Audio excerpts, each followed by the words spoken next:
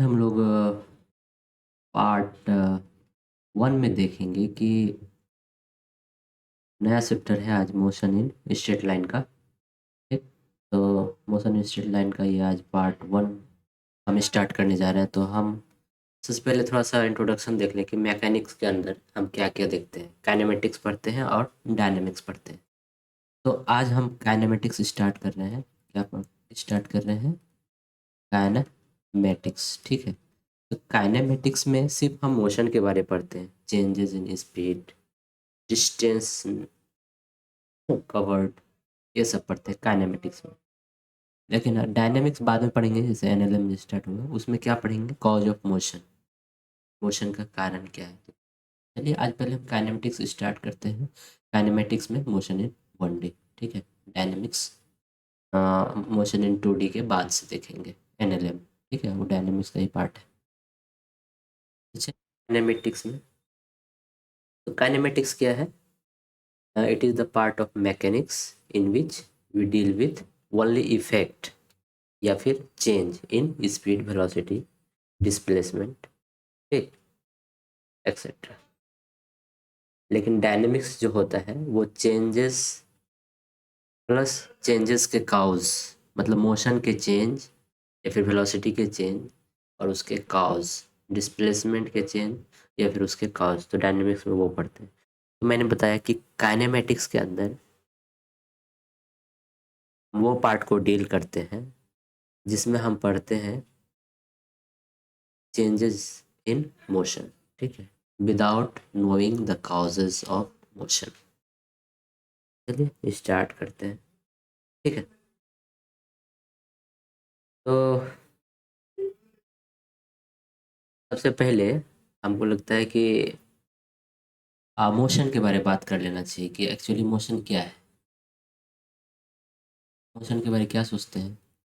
मैं मोशन, देखिए हम कोई इंस्टीट्यूट की बात नहीं कर रहे हैं, हम मोशन की बात कर रहे हैं। एक्चुअली मोशन अगर हमको देखना होता है तो हम किसी के रिस्पेक्ट में देखते हैं। देखिए, पहली बात तो ये कि आपका नाम कुछ भी हो, एक्स वाई जेड, अगर आपका नाम एक्स है तो वो नेम जो है आपका वो किसके रिस्पेक्ट में है? आपके रिस्पेक्ट में और एक दूसरे के भी रिस्पेक्ट में। अगर आपका नाम एक्स है तो मेरे रिस्पेक्ट में भी आपका नाम एक्स है, आप आपके रिस्पेक्ट में भी आपका नाम एक्स है। तो रेफरेंस से आपका नाम चेंज होने वाला नहीं है। लेकिन मोशन रेफरेंस पर डिपेंड करता है। रेफरेंस मतलब ऑब्जर्वर, हम बोलते हैं कि एक ऑब्जर्वर है और ये ऑब्जर्व कर रहा है किसी चीज़ को, किसी बॉडी को, कि उसका शेप कैसा है, दिखता है, दिख कैसा रहा है, उसका कलर कैसा है, वो कैसे चल रहा है, सीधा चल रहा है कि टेढ़ा चल रहा है। ऑब्जर्वर मतलब जो ऑब्जर्व करे। तो हम किसी बॉडी के मोशन को तभी डिफाइन कर सकते हैं जब हम एक रेफरेंस लें, मतलब एक ऑब्जर्वर लें। तो ऑब्जर्वर जो रेफरेंस है, हम यहाँ पे ऑब्जर्वर को रेफरेंस बोल रहे हैं अलग बात है, लेकिन हम मोशन को रेफरेंस से मान के चलते हैं। तो ये एक रिलेटिव टर्म है, मोशन भी एक रिलेटिव टर्म है। अब मान लो मैं आपको बस थोड़ा सा डिटेल्स बता रहा हूँ कि आप कैसे सोच सकते हैं फिजिक्स को, क्योंकि अब से स्टार्ट होता है फिजिक्स के बारे में सोचना। हालांकि हम वेक्टर्स पढ़ा दिए हैं, लेकिन वेक्टर्स भी एक तरह का इमेजिनेशन से आप बहुत सारे चीज़ों को कैलकुलेट कर सकते हैं वेक्टर्स में, है ना। जैसे कि कोई वेक्टर ऐसे जा रहा है, कोई वेक्टर ऐसा है, ठीक? दूसरा वेक्टर भी उसी डायरेक्शन में है। ये दो न्यूटन का मैग्नीट्यूड था और दूसरा वाला 3 न्यूटन का मैग्नीट्यूड का है। तो आप सेंस से बता सकते हैं ना कि इसका रिजल्टेंट कैसा होगा, 5 न्यूटन होगा ना। और कोई वेक्टर 2 न्यूटन का इधर है राइट डायरेक्शन में और कोई वेक्टर 5 न्यूटन का लेफ्ट डायरेक्शन में, तो आप सेंस से बता सकते हैं ना कि किस डायरेक्शन में ज़्यादा फोर्स है, लेफ्ट वाले डायरेक्शन में। तो कितना ज़्यादा फोर्स है राइट वाले से, तो 3 न्यूटन ज़्यादा फोर्स है, तो किधर ज़्यादा फोर्स होगा, लेफ्ट की ही तरफ। तो हम सेंस से भी अपने फिजिक्स को समझ सकते हैं। सेंस क्या है? इमेजिनेशन। अगर आप सेंसफुली करें तो आपका फिजिक्स बहुत आसान हो जाएगा। तो मोशन एक रिलेटिव टर्म है जिसको हम रेफरेंस से बता पाते हैं, है ना। तो चलिए इसका जो थोड़ा सा डेफिनेशन देख लेते हैं कि motion in body can be observed only if it's change its position with respect to some other body, है ना. Therefore, motion to be observed, there must be a body which is changing its position with respect to another body, and person who is observing motion, the person observing motion is known as observer. तो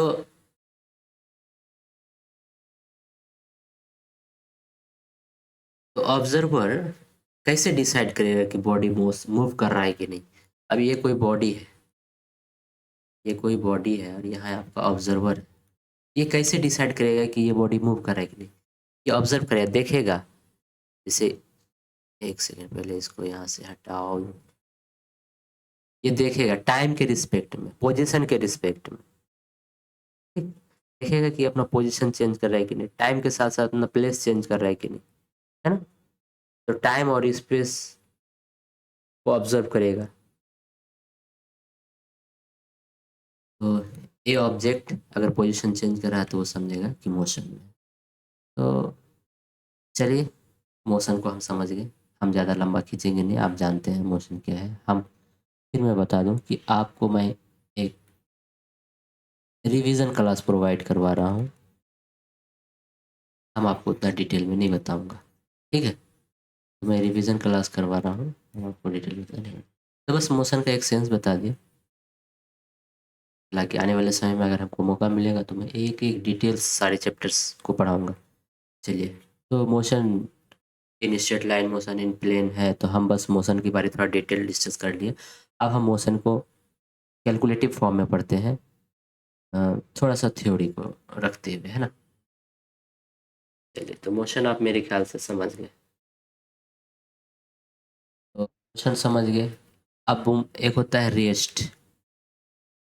अब किस observer के हिसाब से अगर देखा जाए, अगर कोई बॉडी इधर उधर मूव कर ही नहीं रहा है, एक ही प्लेस में है विथ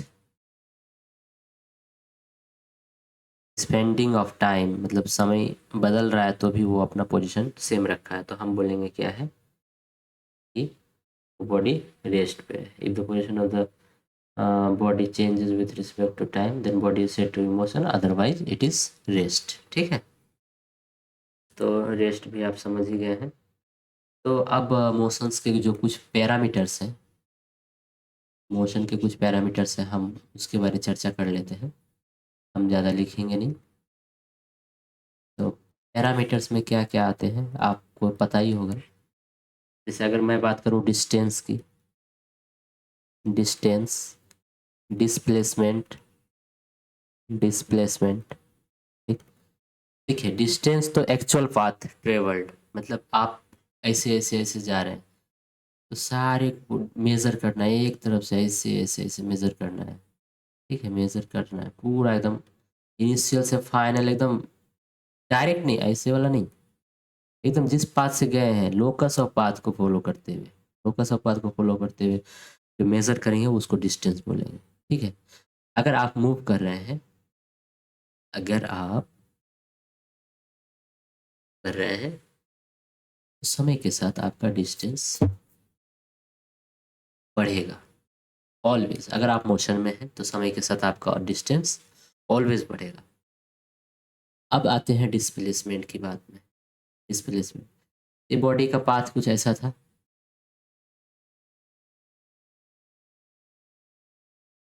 बॉडी का पाथ कुछ ऐसा था, लेकिन हम क्या कर रहे हैं, इनिशियल पोजीशन से फाइनल पोजीशन के पॉइंट को मिला देते हैं. तो ये वाला जो पाथ होगा, ये वाला पाथ शॉर्टेस्ट पाथ, ये है इसका शॉर्टेस्ट पाथ. मतलब किसी बॉडी को देखिए, यहाँ से इस पॉइंट से इस पॉइंट तक जाना है, तो इसका जाने का तो बहुत रास्ता हो सकता है, इधर से जाओ इधर से जाओ. जैसे आप मैप चलाते हैं ना मोबाइल में, वो 2-3 रास्ता बताता है सेम पॉइंट का, उसमें शॉर्टेस्ट पाथ को आप चूज़ करते हो. तो देखिए, वो भी डिस्प्लेसमेंट नहीं होता है ना, मैप में भी डिस्प्लेसमेंट नहीं होता, लेकिन हाँ शॉर्टेस्ट पाथ जरूर बताता है. तो भी डिस्प्लेसमेंट एक तरह का एकदम स्ट्रेट लाइन पाथ है. ठीक है, क्योंकि देखिए डिस्टेंस क्या है, स्केलर क्वांटिटी, लेकिन डिस्प्लेसमेंट क्या है, वेक्टर क्वांटिटी. तो इसका एक भाग मतलब फिक्स डायरेक्शन होगा, तो इसका डायरेक्शन क्या होता है, इनिशियल से फाइनल पोजीशन को मिलाने वाला लाइन के तरफ ऐसा डायरेक्शन। ठीक, तो मेरे ख्याल से आप डिस्प्लेसमेंट समझ ही गए होंगे।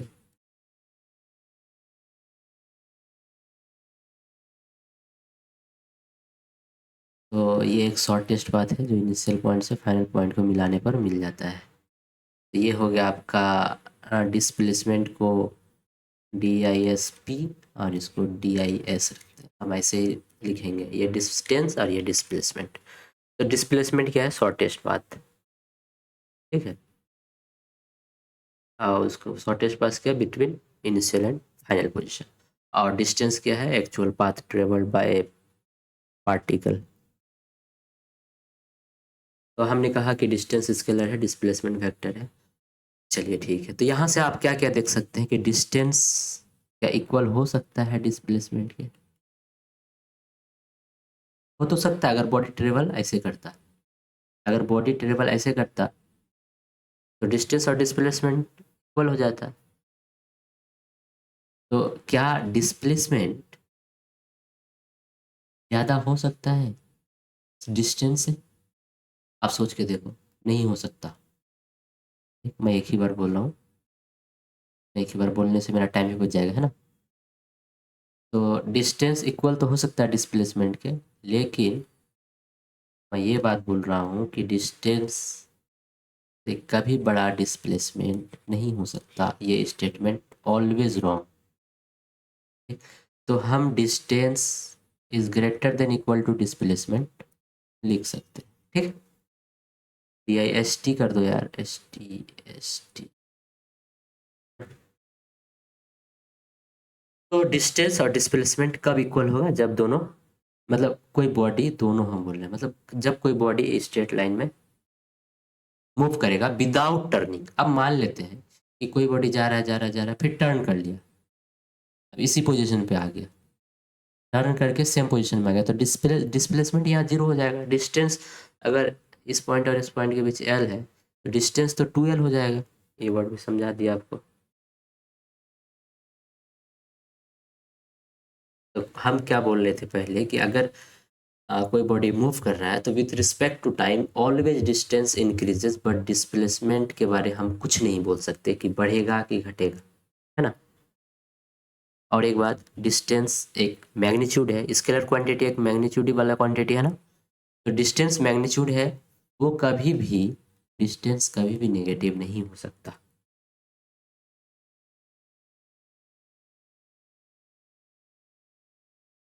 क्या डिस्टेंस जीरो हो सकता है? अब बॉडी मूव ही नहीं करे तो डिस्टेंस जीरो होगा ही नहीं यार। लोग बड़ा कंफ्यूज रहते हैं कि वेक्टर क्वांटिटी जीरो हो सकता है और स्केलर क्वांटिटी जीरो नहीं, अरे ऐसा नहीं होता कुछ भाई।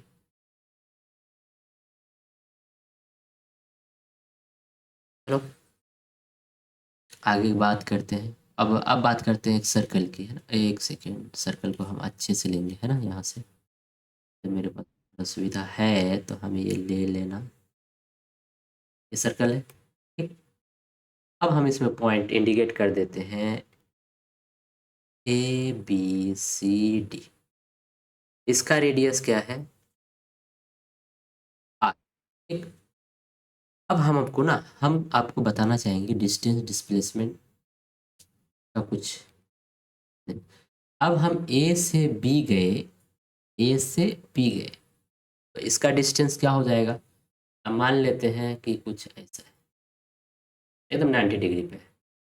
देखिए 2πr इसका सरकमफ्रेंस होता है सर्कल का। अब ये चौथा हिस्सा है ना, तो 4। अब हम शॉर्ट बताएंगे, अब हमको आपको थीटा लेके, हाँ ये लेके वो लेके, अब हर चीज़ से नहीं बताएंगे, अब शॉर्ट बताएंगे। अगर 4 हिस्से में बांटे तो इसको, उसका एक हिस्सा है तो 2πr/4, ये हो गया आपका डिस्टेंस, है ना। ये हो गया आपका डिस्टेंस। अगर हम डिस्प्लेसमेंट की बात करें A से B, तो हमको ये डायरेक्ट लाइन जो मिलेगा, ये होगा ना डिस्प्लेसमेंट आपका A से B का। मूव कहाँ से स्टार्ट किए हैं, A से B।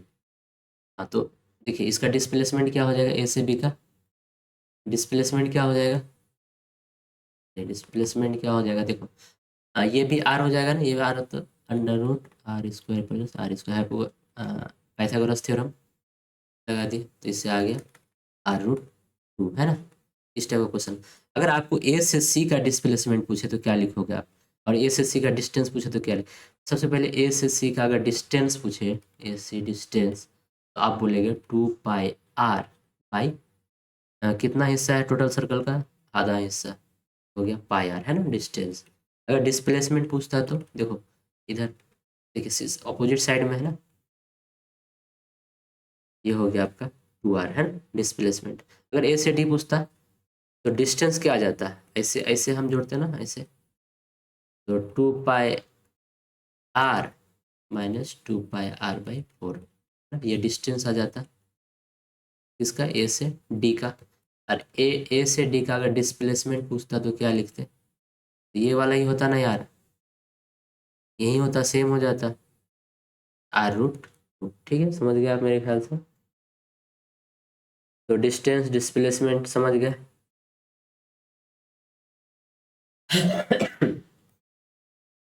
चलिए जी, थोड़ा सा इसी में तो मैं बताना चाहूँ,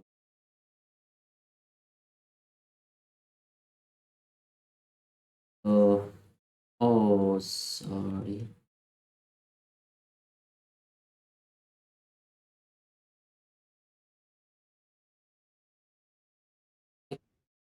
मैं ये बताना चाहूँगा कि अगर एंगल थीटा दे दे, बोले कि ए से बी का डिस्टेंस निकालो, तो कैसे करोगे।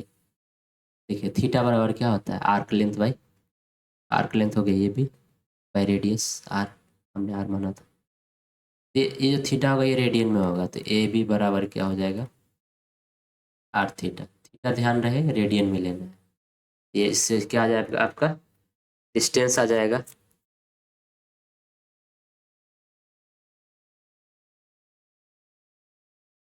ठीक है,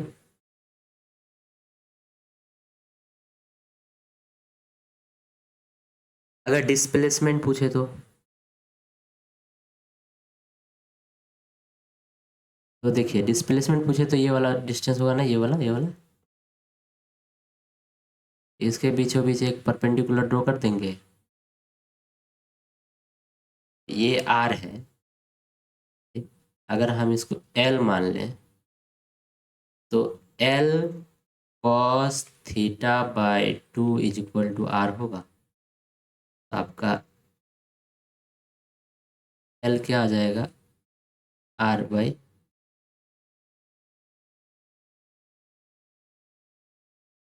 एक सेकेंड हम गलत कर रहे हैं, हम उतना डिटेल्स में क्यों जा रहे हैं, मतलब उतना भारी भरकम क्यों कर रहे हैं। हाँ जी, देखिए मैं इसका बात कर रहा हूँ, मैं थोड़ा सा मिटा दूँ क्या, चलिए ये हुआ। देखिए ये एंगल पूरा क्या था, थीटा, तो ये हो जाएगा थीटा/2। अगर मैं इसको अगर एल मान लूँ इसको, हाँ मैं इस लेंथ की बात कर रहा हूँ कि इसको अगर एल मान लूँ, एल बराबर क्या हो जाएगा,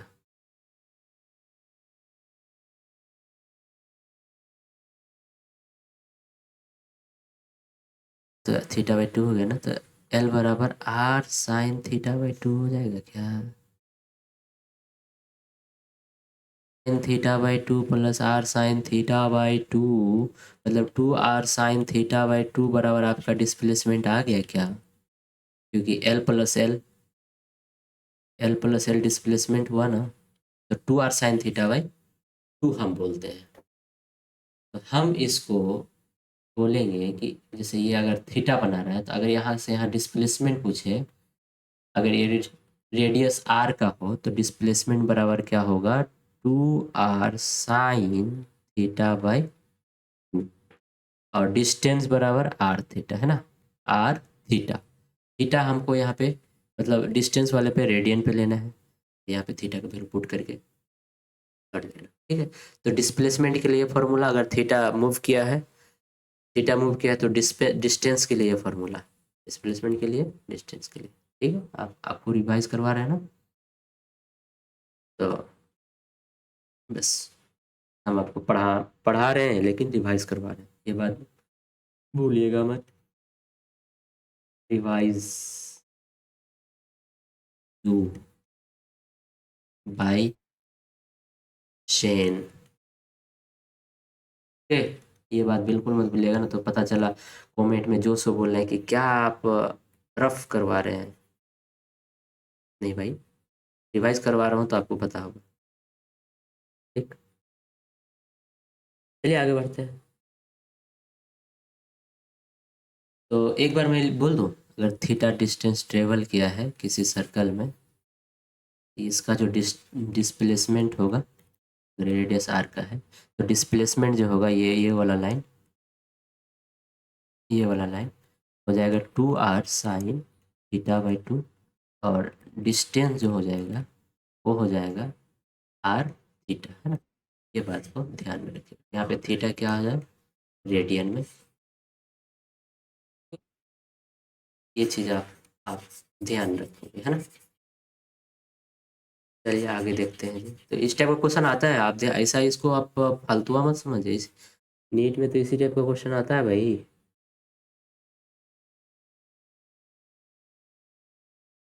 तो अगर आपको कोई क्वेश्चन मिल जाए 120 का, 120 एंगल मूव किया है किसी सर्कल में कोई बॉडी, तो आपको डिस्टेंस और डिस्प्लेसमेंट निकालना है।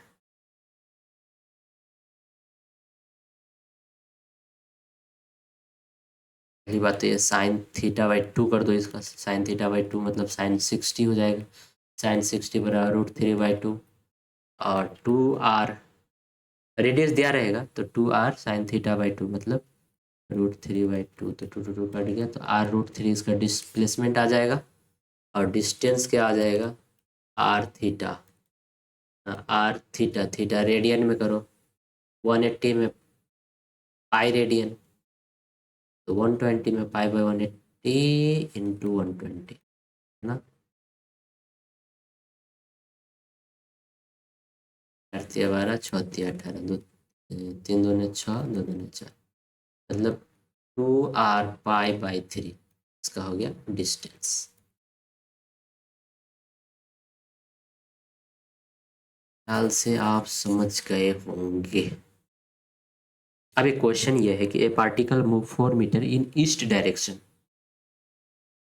And 6 metre in west direction, find out displacement and distance को। बोला क्या ईस्ट डायरेक्शन, देखिए मैं आपको एक थोड़ा सा जनरल नॉलेज के लिए बता दूं, ईस्ट डायरेक्शन जब बोले तो हम इधर मानते हैं, वेस्ट डायरेक्शन बोले तो इधर मानते हैं, नॉर्थ डायरेक्शन बोले तो ऊपर की तरफ मानते हैं, और साउथ डायरेक्शन बोले तो नीचे की तरफ मानते हैं। अगर बोलेगा कि 30 डिग्री नॉर्थ ऑफ ईस्ट, तो हम इसको ऐसे लेंगे, इसको अगर 30 डिग्री है तो हम बोलते हैं ये 30 डिग्री नॉर्थ ऑफ ईस्ट है। कोई बोलेगा कि 45 डिग्री साउथ ऑफ ईस्ट, इसके बीचों बीच 45 डिग्री, लेकिन ऐसे ऑफ ईस्ट बोला है ना, तो ये है 45 डिग्री साउथ ऑफ, इसको साउथ ईस्ट पोजीशन भी बोलते हैं, इसको क्या बोलते हैं साउथ ईस्ट डायरेक्शन, इसी को क्या बोलते हैं साउथ ईस्ट डायरेक्शन। तो ये लैंग्वेज भी आप समझ ही गए होंगे मेरे ख्याल से, है ना। आपका कुछ आए तो आप मेरे ख्याल से कर सकते हैं, हालांकि 2D में आएगा, हमने 1D में भी बता दिया, कोई बात नहीं, ये सब तो आपको पता ही होगा, मेरे पर्पज से रिवीजन का। तो क्वेश्चन क्या था कि ईस्ट में कितना कितना मीटर जाता है 6 मीटर, वेस्ट में कितना मीटर जाता है, a particle move 4 metre east, अच्छा सॉरी 4 मीटर, 4 मीटर भाई साहब, 4 मीटर जाता है इस डायरेक्शन में, और 6 मीटर वेस्ट डायरेक्शन में।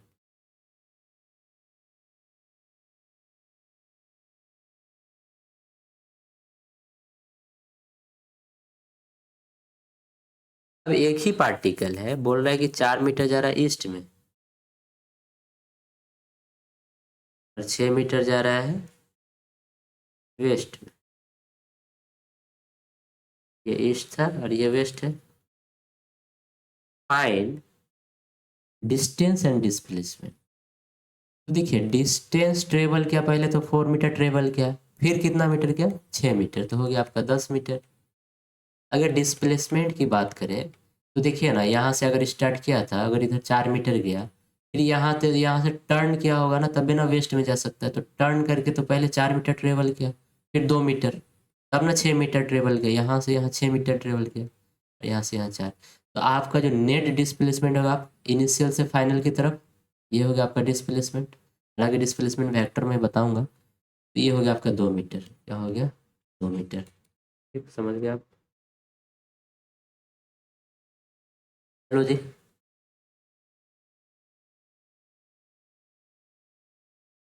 अब बात कर लेते हैं थोड़ा सा वेलोसिटी, एवरेज वेलोसिटी। देखिए आप शायद जानते होंगे कि नहीं, लेकिन अगर कोई बोले वेलोसिटी, इसका क्या मतलब समझते हैं आप? What do you mean by velocity? Velocity का मतलब होता है इंस्टेंटेनियस वेलोसिटी। क्या? Instantaneous velocity. अगर कोई बोले एक्सेलरेशन, इसका क्या मतलब समझते हैं? इंस्टेंटेनियस है, मतलब किसके एक्सेलरेशन की बात कर रहा है? इंस्टेंटेनियस एक्सेलरेशन की वो बात कर रहा है। लेकिन हम पहले पढ़ेंगे एवरेज वेलोसिटी। एक होता है इफ स्पीड, एक क्या होता है स्पीड, और एक होता है एवरेज स्पीड, वो भी चीज़ है। तो हम क्या बोले, वेलोसिटी मतलब इंस्टेंटेनियस वेलोसिटी, स्पीड मतलब इंस्टेंटेनियस स्पीड होता है क्या? नहीं जी। स्पीड मतलब हाँ बोल सकते हैं कि हाँ इंस्टेंटेनियस स्पीड। लेकिन हाँ, हम जो बात कर स्पीड वैसे वेक्टर नहीं है, तो स्पीड को आप इंस्टेंटेनियस मान सकते हैं। हाँ मान सकते हैं। चलिए, तो मतलब वेलोसिटी मतलब इंस्टेंटेनियस वेलोसिटी, एक्सेलरेशन मतलब इंस्टेंटेनियस एक्सेलरेशन, है ना। फोर्स मतलब इंस्टेंटेनियस फोर्स, क्योंकि एवरेज फोर्स अलग होता है। चलिए हम बात कर लेते हैं अभी एवरेज वेलोसिटी की और एवरेज स्पीड की, है ना। तो एवरेज स्पीड और एवरेज, पहले एवरेज स्पीड की बात कर ले, तो ये है total distance travelled by total time taken, total time taken. ठीक। और ये होता है total displacement upon total time taken.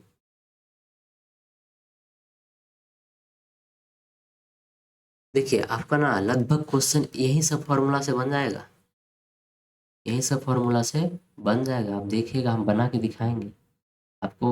मतलब फॉर्मूला याद करने की जरूरत ही नहीं पड़ेगी, बस इतना सा याद रखना है। जैसे हम स्पीड का क्या जानते हैं formula, distance upon time. Velocity क्या जानते हैं, डिस्प्लेसमेंट अपॉन टाइम। लेकिन वही एवरेज आ गया तो मतलब कुछ इंटरवल होगा ना। अब हमने 4 किलोमीटर ट्रेवल करना है, अब बीच में कहीं स्पीड घटा बढ़ा क्या हुआ नहीं हुआ, इसके लिए उसी लिए एवरेज निकालते हैं। अब हमको 4 किलोमीटर डिस्प्लेसमेंट ट्रेवल करना है, तो बीच में स्पीड कभी कम हो सकता है, कभी ज़्यादा हो सकता है, तो वहाँ पे भी एवरेज वेलोसिटी आ जाएगा। तो वेलोसिटी रिलेटेड विथ डिस्प्लेसमेंट और स्पीड रिलेटेड विथ डिस्टेंस।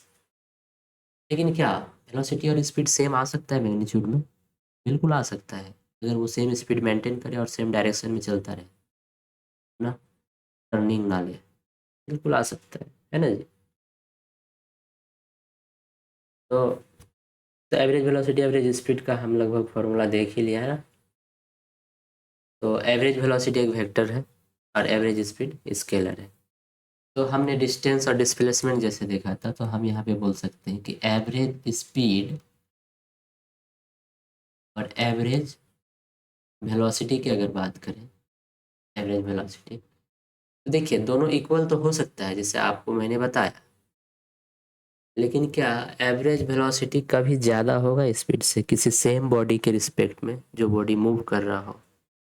हम दो डिफरेंट ऑब्जेक्ट की तो बात नहीं करेंगे यहाँ पे, किसी एक ही ऑब्जेक्ट जो मूव कर रहा है उसी की बात करेंगे। किसी वही मतलब सेम बॉडी के लिए एवरेज स्पीड और एवरेज वेलोसिटी सेम हो सकता है क्या? बिल्कुल हो सकता है। लेकिन क्या कोई बॉडी अगर ऐसे ट्रेवल करके गया है, तो क्या इसका एवरेज वेलोसिटी नहीं होगा? बिल्कुल होगा जी। ऐसे मिलाने पर तो क्या यहाँ पे एवरेज वेलोसिटी बड़ा हो सकता है? एवरेज वेलोसिटी का वैल्यू बड़ा हो सकता है क्या? बोले तो डिस्टेंस डिस्प्लेसमेंट से रिलेटेड है, और डिस्प्लेसमेंट कभी डिस्टेंस से बड़ा नहीं हो सकता। और ऊपर वाला जैसे कि इसका, एक सेकंड देखिए, स्पीड के लिए डिस्टेंस बाय टाइम, इसके लिए होता है डिस्प्लेसमेंट अपॉन टाइम। तो डिस्प्लेसमेंट कभी डिस्टेंस से बड़ा हो ही नहीं सकता यार, लेकिन डिस्टेंस तो बड़ा होता है डिस्प्लेसमेंट से, होता है मतलब हो सकता है। इसीलिए स्पीड ज़्यादा हो गया क्या, मतलब हो सकता है एवरेज वेलोसिटी से, स्पीड ज़्यादा हो सकता है एवरेज वेलोसिटी, और इक्वल भी हो सकता है। जैसे कि डिस्टेंस इक्वल टू या ग्रेटर देन डिस्प्लेसमेंट हो रहा था, याद करो हमने बताया था कुछ देर पहले ही। वैसे ही average speed greater than equal to हो सकता है एवरेज वेलोसिटी से, क्योंकि डिस्टेंस अपॉन टाइम ही तो स्पीड है, और डिस्प्लेसमेंट अपॉन टाइम ही तो टाइम है, मतलब एवरेज वेलोसिटी है, और डिस्प्लेसमेंट डिस्टेंस से हमेशा छोटा होता है या फिर बराबर, इसीलिए सेम। तो ये वाला रेंज आपको याद रखना चाहिए मेरे ख्याल से, है ना। ये फिर आता ही होगा आपको, जो बच्चे ड्रॉप लिए हुए हैं या फिर जो अच्छे से पढ़ रहे हैं कि हाँ हमको नीट देना है। ठीक, चलिए, हालांकि मैं रिवीजन उसी को करवा रहा हूँ जो ड्रॉपर हैं, अच्छे से पढ़ रहे हैं, है ना। चलिए, तो हम क्या बोले, average speed greater than equal to average velocity. ठीक, कब बोलेंगे कि एवरेज स्पीड और एवरेज वेलोसिटी सेम हो सकता है, हम मतलब मैग्नीट्यूड की बात कर रहा हूँ, डायरेक्शन मतलब, क्योंकि वेक्टर और स्केलर है तो हम मैग्नीट्यूड की बात कर सकते हैं कि इक्वल हो सकता है। इक्वली कब हो सकता है, मतलब मैग्नीट्यूड के पर्पस में इक्वल हो सकता है। तो कब हो सकता है, जब मोशन स्ट्रेट लाइन में हो और विदाउट टर्निंग हो, विदाउट टर्निंग हो, तब ऐसा हो सकता है कि एवरेज स्पीड और एवरेज वेलोसिटी सेम हो। वैसे वेलोसिटी के मैग्नीट्यूड को ही हम स्पीड बोलते हैं। अगर कोई बोले कि व्हाट इज स्पीड, तो speed is the magnitude of velocity, आप ऐसा बोल सकते हैं। तो जैसे वेलोसिटी वेक्टर है, तो ये R vector displacement vector by time.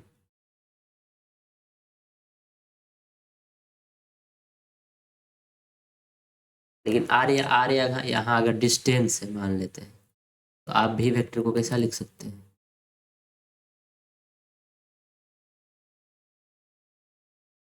अगर यहाँ पे आर क्या हो,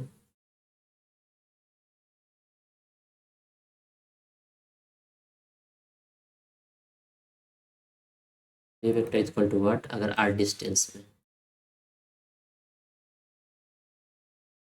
आर कोई वेक्टर ना हो, मतलब ये एक मैग्नीट्यूड दिया हुआ हो, किसका, किसका मैग्नीट्यूड दिया हो, डिस्प्लेसमेंट का, वेक्टर फॉर्म में ना हो, तो ये आर को वेक्टर फॉर्म, मतलब आर की तरफ एक यूनिट वेक्टर लेने के लिए तो आर वेक्टर बाय आर करेंगे ना।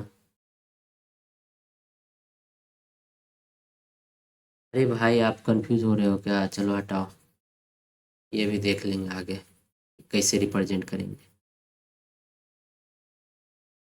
पहले हम इस एवरेज स्पीड और एवरेज वेलोसिटी को समझा दिया हमने।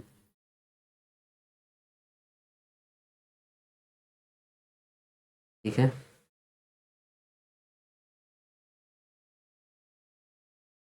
मैं बस आपको इतना समझाना चाह रहा था ये वाले फॉर्मूले से कि मैग्नीट्यूड ऑफ वेलोसिटी को हम स्पीड लेते हैं।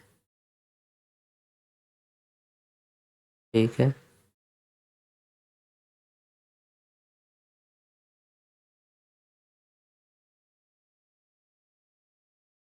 चलिए अब हम बात करते हैं यूनिफॉर्म स्पीड की। हमने एवरेज स्पीड पढ़ लिया, एवरेज वेलोसिटी पढ़ लिया, उसके क्वेश्चन देखेंगे, डोंट वरी। अब हम पढ़ते हैं यूनिफॉर्म स्पीड की। क्या है यूनिफॉर्म स्पीड, अगर पार्टिकल मूव कर रहा है, बस मूव कर रहा है, हम ये नहीं बोल रहे हैं कि किसी स्ट्रेट लाइन में, फिर बस मूव कर रहा है, अगर पार्टिकल मूव कर रहा है और वो कवर कर रहा है equal distance in equal interval of time. अब हर समय अगर वो 2 मीटर ट्रेवल कर रहा है 1 सेकेंड में, या फिर दूसरा सिचुएशन, अगर हर समय हर इंटरवल में, मतलब हर 1 सेकेंड में वो ट्रेवल कर रहा है 3 मीटर, तो सेम इंटरवल में सेम सेम डिस्टेंस अगर कवर कर रहा है, तो वहाँ पे जो स्पीड होगा वो होगा यूनिफॉर्म। ठीक, तो वो हो गया। अगर इस सेम इसी तरह से नॉन यूनिफॉर्म की बात कर ले, नॉन यूनिफॉर्म स्पीड की बात कर ले, नॉन यूनिफॉर्म स्पीड अगर बोल तो किसको बोलेंगे non uniform speed? Same time interval में सेम डिस्टेंस कवर ना करे तो नॉन यूनिफॉर्म स्पीड हो जाएगा उसका। एक बात मैं बता दूं, एवरेज किस लिए आया था? हम नहीं जानते कि कब हम रोके, चाय पानी पिए, कि क्या किए नहीं किए, चॉकलेट खाए बीच में, आ, रुके किसी वजह से, कभी गाड़ी स्लो हुआ, कभी धीमा हुआ, कोई गाड़ी क्रॉस करना तो वहाँ पे स्लो किए, ये किए। लेकिन तो एवरेज स्पीड का मतलब है कि ऐसा स्पीड जो लगे कि हमने मतलब अप्रोक्सली इतना ही स्पीड से चला, सेम डिस्टेंस। तो एवरेज बताता है कि मेरा मैक्सिमम इतना स्पीड रहा होगा इस जर्नी में। वो नहीं बताता, वो बिल्कुल नहीं बताता कि मैक्सिमम कितना रहा होगा। लेकिन हाँ, मतलब एक रेगुलर स्पीड देखने के लिए कि हाँ, मतलब अगर हम इस एवरेज मतलब इस स्पीड से चले तो इतना डिस्टेंस कवर कर सकते हैं इतना टाइम में। मैं मान लूँ कि 100 मीटर चले हम 10 सेकेंड में, ठीक है, बीच में रुका, कुछ भी किया, अगर उसमें 3 सेकेंड गायब हो गए, लेकिन तो भी वो इंक्लूडेड कर दी किसमें, 100 मीटर ट्रेवल करने में, 100 मीटर में 10 सेकेंड के। लेकिन अगर यहाँ पे एक्चुअल देखा जाए तो हमने 3 मीटर 3 मिनट 3 सेकेंड लेस मतलब स्पेंड कर दिए हैं कोई अदर चीज़ में, रुकने में, ब्रेक लगाने में। तो अगर हम 10 मीटर पर सेकेंड से चल रहे थे तो हमको 10 सेकेंड में 100 मीटर जाना चाहिए था, बिल्कुल जाना चाहिए था, ठीक। अगर हम 10 मीटर पर सेकेंड से जा रहे हैं तो इसका मतलब आप समझ रहे हैं कि 1 सेकेंड में कितना मीटर जा रहा है, 10 मीटर। और ये अगर ऑलवेज जाए तो 10 सेकेंड में कितना मीटर जाएगा, 100 मीटर। तो देखिए यहाँ पे 10 मीटर पर सेकेंड अगर स्पीड है, वो अगर मेंटेन करते रहे तो 100 सेकेंड में ऐसा होगा कि वो कितना किलोमीटर चल जाएगा, 1000 किलोमीटर, अगर वो अपना यूनिफॉर्म स्पीड मेंटेन रहे। लेकिन मान लो कि बीच में कहीं ब्रेक लगाया, कुछ लगाया, तो वो तो 100 किलोमीटर नहीं चल पाएगा ना यार। हालांकि चलना तो 100 किलोमीटर चाहिए था। बात को आप समझो, यूनिफॉर्म स्पीड क्या है और एवरेज स्पीड क्या है, ये चमक जाएगा ये चीज़। मैं बोल रहा हूँ कि आपका स्पीड है गाड़ी में, आपके कांटे में शो कर रहा है 10 मीटर पर सेकेंड, तो आपको 10 सेकेंड में कितना स्पीड दूर जाना चाहिए? 1 सेकेंड में तो 10 मीटर जा रहे हैं, तो 10 सेकेंड में कितना मीटर जाना चाहिए आपको, 100 मीटर। लेकिन आप पहुँचे 90 मीटर, क्यों जी? कभी आपने ब्रेक लगाए, कभी कुछ कर दिए, तो 10 सेकेंड में आप पहुँच रहे हैं 90 मीटर। इसका अगर स्पीड देखा जाए तो 90/10 मतलब 9 मीटर पर सेकेंड। ये आ गया आपका एवरेज, ये आ गया आपका एवरेज। लेकिन आप जो स्टार्ट किए थे वो तो 10 मीटर पर सेकेंड था, ये तो ज़्यादा। तो हम बोलते हैं कि average speed always less than maximum speed. तो एवरेज स्पीड का कॉन्सेप्ट समझ गए, एवरेज स्पीड कम आ जाता है, क्यों? क्योंकि हम एक ऐसा स्पीड देखते हैं तो जो कि हर सिचुएशन का आपको मैनेज करके बताए, स्पीड कब घटा कब बढ़ा वो सबको मैनेज करते हुए जब हमको स्पीड देखना हो। जैसे हम 9 मीटर पर सेकेंड से चलते हैं, अगर 9 मीटर पर सेकेंड से चलते हैं तो हम ये बोल सकते हैं ना 10 सेकेंड में 90 मीटर चलेंगे। वही जी, मतलब 100 मीटर तो चलना चाहिए था, लेकिन कुछ टाइम लैप्स की वजह से हमको ब्रेक मारना पड़ा, कुछ करना पड़ा, तो उससे हमारा डिस्टेंस घट घट गया। तो यूनिफॉर्म और एवरेज मतलब एक स्पीड और एक एवरेज स्पीड में क्या फ़र्क है हमने वो बताया, मतलब इंस्टेंटेनियस स्पीड और एवरेज स्पीड में क्या फ़र्क है वो बताया। मतलब इंस्टेंटेनियस स्पीड को अगर मेंटेन करते रहे तो जो जो स्पीड है आपका पर सेकेंड, जैसे कि हमने कहा कि 10 मीटर पर सेकेंड है तो 10 सेकेंड में 100 मीटर चलना चाहिए। लेकिन अगर बीच में आपने टाइम लैप्स किए इधर उधर ब्रेक व्रेक मारने में, आप तो 100 मीटर नहीं चलेंगे 10 सेकेंड में, बिल्कुल नहीं चलेंगे 10 सेकेंड में 100 मीटर। 100 मीटर से कम चलेंगे, अगर 90 मीटर चले मान लेते हैं, तो यहाँ पे केस आ जाता है आपको एवरेज स्पीड निकालने का। हाँ, अगर 10 मीटर पर सेकेंड से चल ही रहे हैं तो यहाँ पे आपका एवरेज स्पीड 10 मीटर पर सेकेंड ही आएगा। अगर कोई बोले कि आपका यूनिफॉर्म स्पीड मेंटेन है, आपने जिस स्पीड से आप स्टार्ट किया था, जिस स्पीड से आपने चलना स्टार्ट किया था, वही स्पीड आपका मेंटेन है, तो आपका एवरेज स्पीड वहीं आएगा जिस स्पीड से आप चलना स्टार्ट किए थे।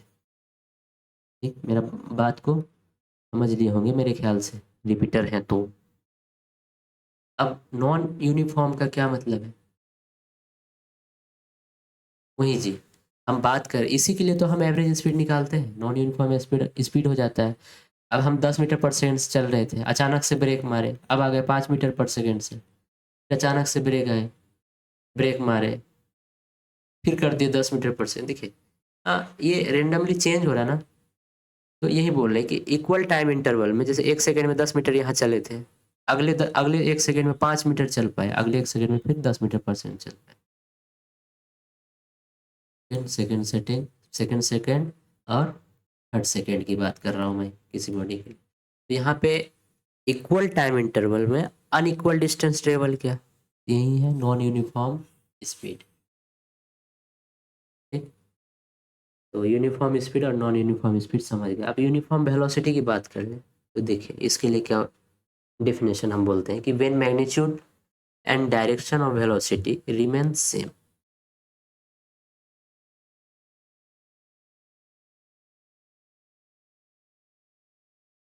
क्या बोल रहा है कि अगर मैग्नीट्यूड और डायरेक्शन, मैग्नीट्यूड मतलब स्पीड की बात करें, अगर स्पीड और उसका डायरेक्शन किसी पार्टिकल का सेम हो फिक्स्ड इंटरवल में, तो वहां पे हम बोलेंगे कि यूनिफॉर्म वेलोसिटी हो रहा है। जैसे कि motion in straight line without turning,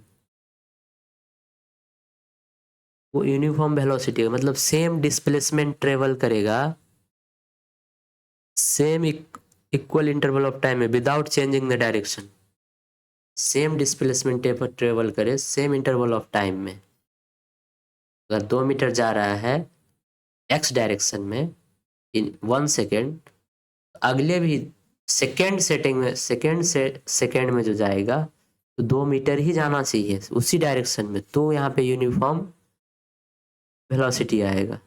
लेकिन यहाँ पे डायरेक्शन नहीं आता था स्पीड में, लेकिन वेलोसिटी में डायरेक्शन आएगा। अब नॉन यूनिफॉर्म वेलोसिटी का तो अब समझ गए कि डिस्प्लेसमेंट।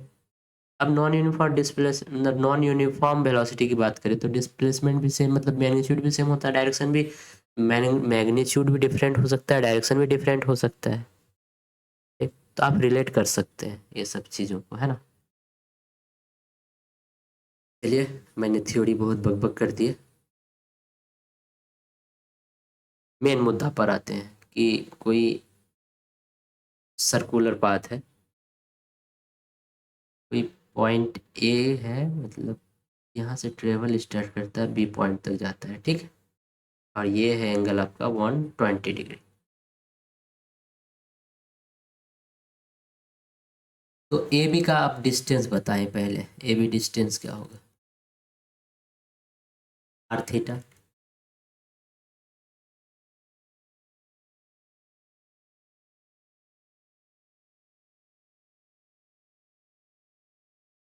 ये है क्या? ए बी का डिस्प्लेसमेंट बताओ आप।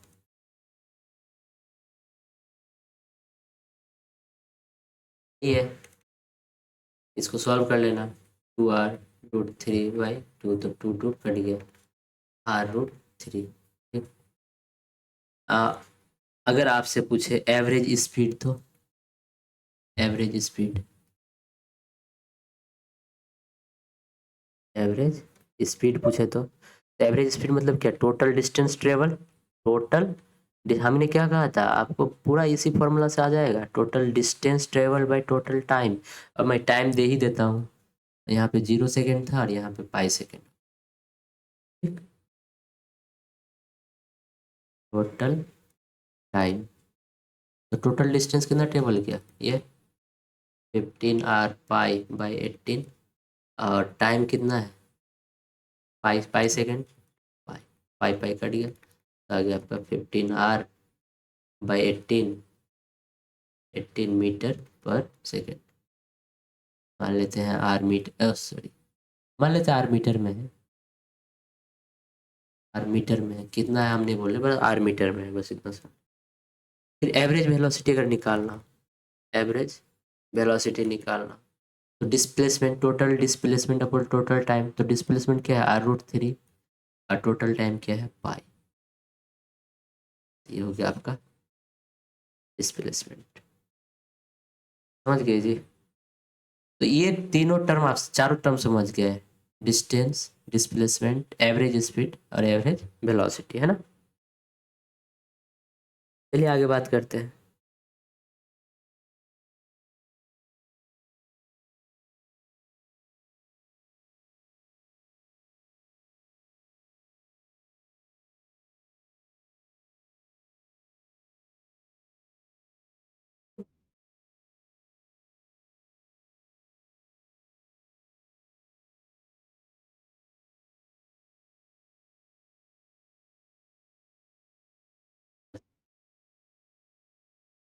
का कोई बॉडी है और यहाँ से ट्रेवल किया है वो 1 मीटर पर सेकेंड से, ये यूनिफॉर्म है, यूनिफॉर्म स्पीड है इसका, ठीक है। ए पॉइंट पर और ये वो जाता है बी पॉइंट तक, बी पॉइंट तक 90 डिग्री का एंगल बनाता है, और आर है आपका 1 मीटर, ठीक। आपको फाइंड करना है एवरेज वेलोसिटी और एवरेज स्पीड, मतलब एवरेज स्पीड और एवरेज वेलोसिटी का रेशियो, एवरेज स्पीड और एवरेज वेलोसिटी का रेशियो। और ये यहाँ पर टाइम 0 है, स्टार्ट किससे किया, 1 मीटर पर सेकेंड से।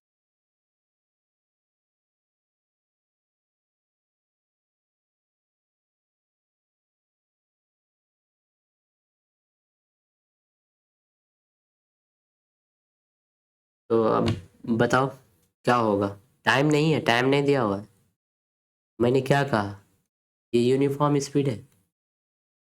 हमने क्या कह दिया कि ये यूनिफॉर्म स्पीड है। तो यूनिफॉर्म स्पीड दिया हुआ है तो एवरेज स्पीड तो यूनिफॉर्म स्पीड के ही इक्वल होता है। हमने इसीलिए तो पूरा समझाया ना, इतना बकबक क्यों किया कि एवरेज स्पीड और नॉन यूनिफॉर्म। एक सेकेंड, यूनिफॉर्म स्पीड और नॉन यूनिफॉर्म स्पीड कब लेंगे, हमको क्यों जरूरत पड़ा एवरेज स्पीड का। एवरेज स्पीड का जरूरत इसीलिए पड़ा कि नॉन यूनिफॉर्म स्पीड आ जाता है। तो हम जनरली प्रैक्टिकल लाइफ में तो नॉन यूनिफॉर्म स्पीड ही देखते हैं ना।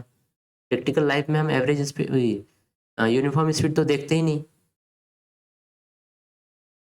तो हम total distance upon total time जो हमने ट्रेवल किया उसको डिवाइड करके जो स्पीड निकलता है वो तो हमारा एवरेज स्पीड निकलता है।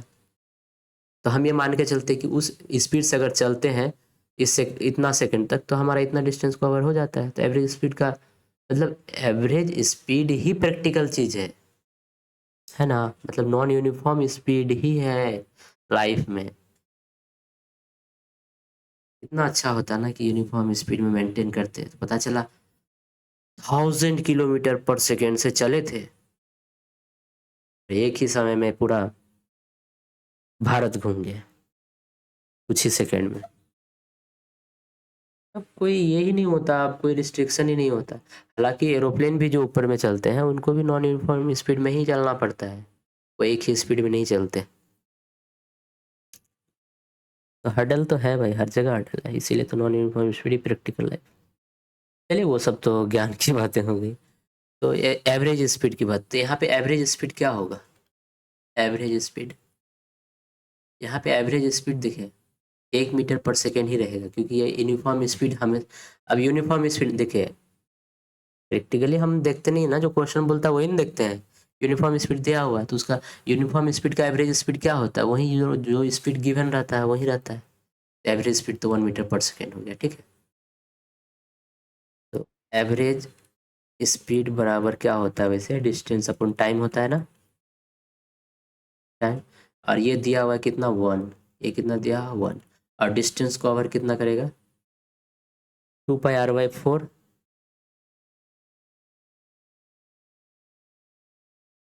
मतलब π/2r, ठीक। बचा टाइम, नीचे टाइम, तो यहाँ से टाइम क्या आ जाएगा आपका, ए से बी जाने के लिए टाइम यहाँ से टाइम आप निकाल सकते हो ना, π/2r।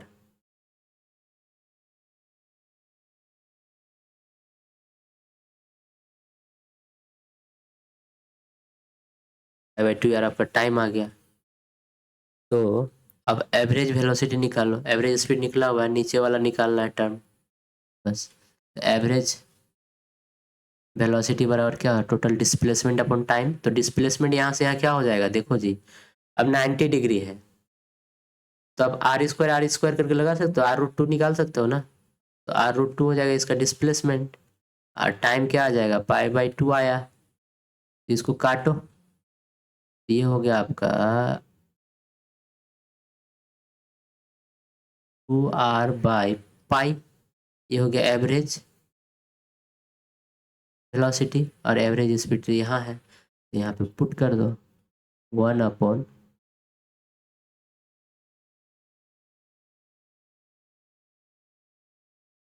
अब 2r था ना जी टाइम, तो आर कट गया ना, आई एम सो सॉरी। तो आर तो यहाँ पे नहीं रहेगा है ना, आर यहाँ पे नहीं रहेगा। अरे ये टाइम है रे भाई, ये वाला टाइम है, ये टाइम। एवरेज वेलोसिटी क्या होता है, डिस्प्लेसमेंट अपॉन टाइम। टाइम क्या है, π/2r। और इसका डिस्प्लेसमेंट क्या आया, देखो ना इसका डिस्प्लेसमेंट यार, ये r√2 है। अब एवरेज स्पीड 1 मीटर है यहाँ पे, तो 1 मीटर बैठा दिया। अब एवरेज वेलोसिटी कितना आया, 2√2/π। तो पाई ऊपर भेज दो, π/2√2 आया इसका रेशियो, एवरेज स्पीड और एवरेज वेलोसिटी का। समझ गए आप मेरे ख्याल से। देखिए, आप 20 से नहीं समझ सकते, हम क्वेश्चन लिखते नहीं है, बस बोल देते हैं, इसीलिए आप 20 से तो समझ नहीं सकते। इसीलिए हम ध्यान से सुनेंगे, फिर क्वेश्चन को सॉल्व करेंगे। जैसे मैं अगला क्वेश्चन दे बोलता हूँ कि a particle cover half distance with speed v1 and remaining half distance with v2, find out average speed of particle. एक ये क्वेश्चन था आपका कि हाफ डिस्टेंस ट्रेवल करता है, मान लेते हैं हाफ डिस्टेंस को हम x, टोटल डिस्टेंस 2x, एक हाफ डिस्टेंस है, उसको ट्रेवल करता है v1 स्पीड से, और नेक्स्ट हाफ डिस्टेंस ट्रेवल करता है v2 स्पीड से। आपको बताना है कि एवरेज स्पीड क्या होगा पार्टिकल का। तो देखिए, हम इसको कैसे करने का हम तरीका बताते हैं। इसका अगर एवरेज वेलोसिटी, एवरेज स्पीड निकालना हो, तो सबसे पहले इस यहाँ से यहाँ तक का टाइम निकाल लो। तो t1 कितना आ जाएगा, t1 बराबर, हमें बराबर क्या होता है, दूरी बटे 4।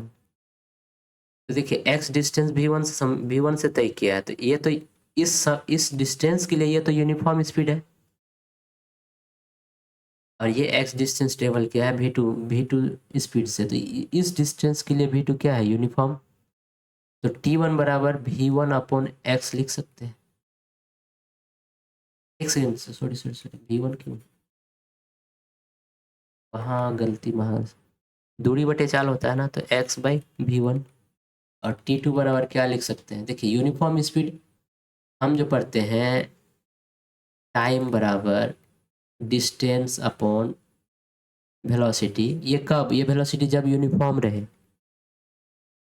है ना, इस बात को ध्यान रखेंगे। नॉन यूनिफॉर्म रहे तो ये फिर नहीं लगा सकते हैं फॉर्मूला। तो वही कि x half distance travel with v1, और next half distance travel with v2 है, तो हम t1 और t2 निकाल लिए इससे। t1 t2 निकल गया। अब हमको एवरेज स्पीड निकालना है, तो टोटल डिस्टेंस क्या है, 2x है। अब भाई टोटल टाइम कर दो, t1 प्लस t2 हो जाएगा, तो x/v1 प्लस x/v2। ऊपर में 2x है और नीचे में देखो, कैलकुलेट करो, तो x कॉमन ले लो, 1/v1 plus 1/v2। x cut गया तो 2 अब इसको v1 प्लस v2, इसको सॉल्व कर लो। अब हम क्या करें, अब आगे 2v1 प्लस v2 इसका हो गया।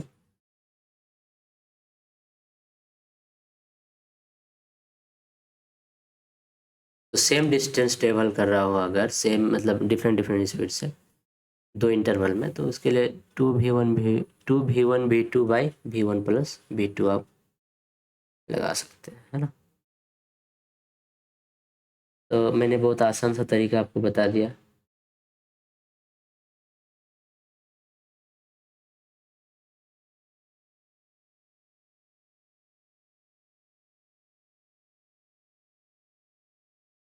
चलिए आगे देखते हैं और एक क्वेश्चन, अच्छा सा question.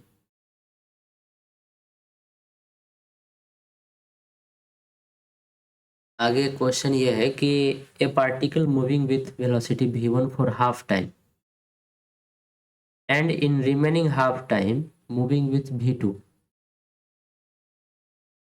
Find out average velocity of the particle. यहाँ पे एवरेज वेलोसिटी मांगा है, एवरेज स्पीड नहीं।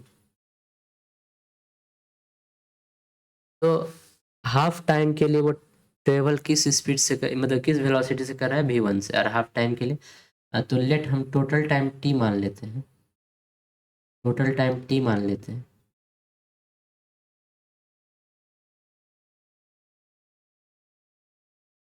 ठीक? नहीं, हमको कैलकुलेशन आसान हो इसलिए हम टोटल टाइम t बाई, एक सेकेंड, टोटल टाइम हम मान लेते हैं, टोटल टाइम मान लेते हैं 2t, ठीक है। हाफ टाइम के लिए मतलब टाइम की हाफ टाइम v1 तक चला, और half time v2 speed v2 velocity से चला। देखिए यहाँ पे टर्निंग वगैरह का बात नहीं बोला है, तो हम टर्निंग नहीं मान के चलेंगे, हम मान के चलेंगे कि स्ट्रेट लाइन में चल रहा है। हमको यहाँ पे एवरेज वेलोसिटी के बारे में पूछा है, तो हम टर्निंग वगैरह का ध्यान रखेंगे। टर्निंग होता है तो फिर एवरेज वेलोसिटी के मतलब डिस्टेंस वगैरह का दिक्कत आ जाता है ना, तो मतलब डिस्प्लेसमेंट वगैरह का दिक्कत आ जाता है। तो हम यहाँ पे क्वेश्चन में ऐसा कुछ बोला नहीं कि, देखिए क्वेश्चन क्या बोला है कि a particle moving with velocity v1 for half time and in remaining half time moving with v2, find out average velocity of the particle.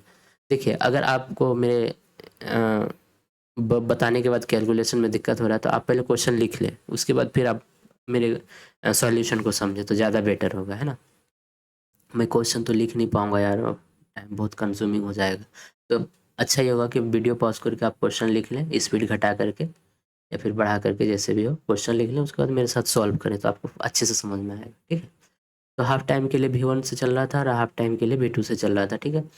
तो यहाँ से इसका डिस्प्लेसमेंट तो निकाल सकते हैं ना, डिस्प्लेसमेंट क्या हो जाएगा 1 × t, और इसका डिस्प्लेसमेंट क्या हो जाएगा v2 × t। तो एवरेज वेलोसिटी बराबर क्या होता है, total displacement upon total time taken. तो टोटल डिस्प्लेसमेंट यहाँ पे v1t आया यहाँ पे, और यहाँ पे कितना आ जाएगा v2t, ये हो गया total displacement by total time. Total time क्या है 2t, यहाँ आ गया v1 प्लस v2/2, इसका हो गया एवरेज वेलोसिटी। तो देखिए अगर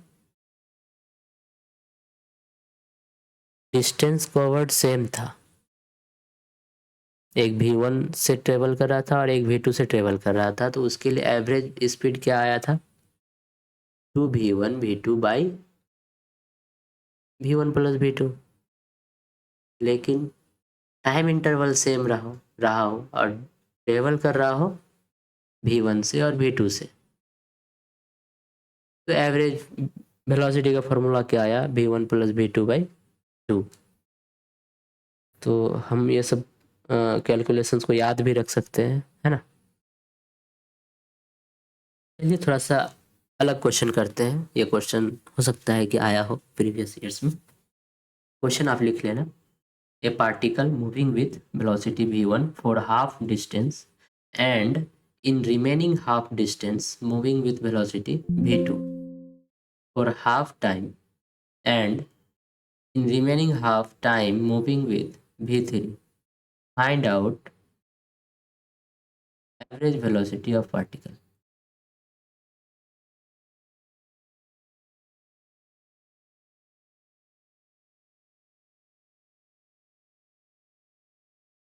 फिर से मैं क्वेश्चन बोल देता हूँ कि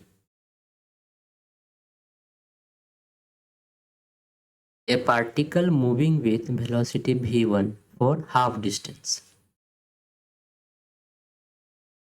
and in remaining half distance moving with velocity v2 for half time and in remaining half time moving with v3, find out average velocity of particle. ठीक, आप क्वेश्चन लिख लेना। अब मैं देखता हूँ कि ये कहना क्या चाहता है। ठीक है, कुछ तो कह रहा है ना, लोग कहते हैं तभी तो सॉल्यूशन होते हैं। आप चुप रहोगे तो सामने वाला का सॉल्यूशन थोड़ी हो पाएगा, आपका सॉल्यूशन थोड़ी हो पाएगा। कोई भी इंसान को परेशानी हो तो सामने वाले से बोलना चाहिए, अगर आपने से नहीं हो पा रहा है।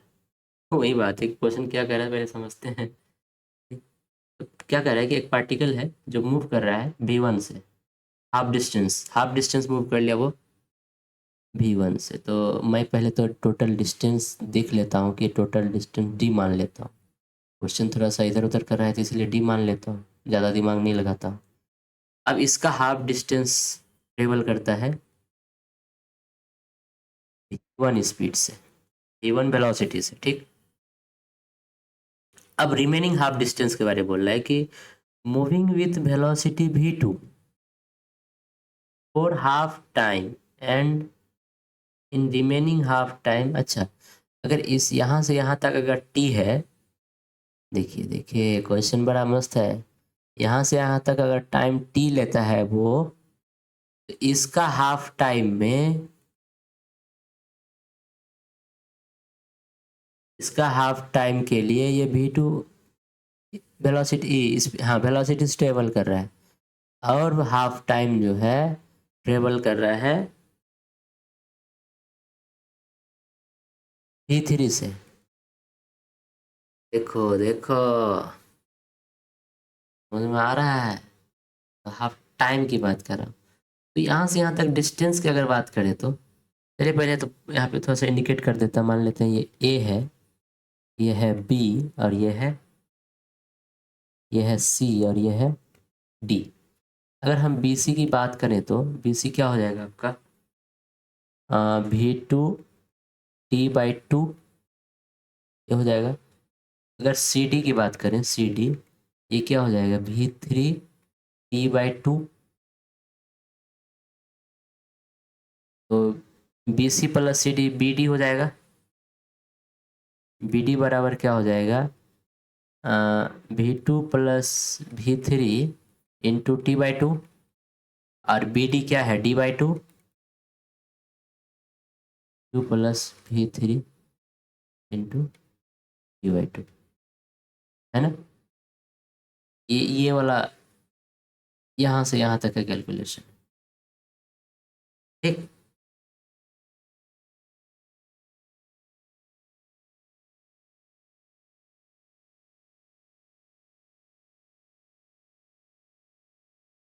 तो यहाँ से आप डी को आप लिख सकते हैं ना, v2 plus v3 into D.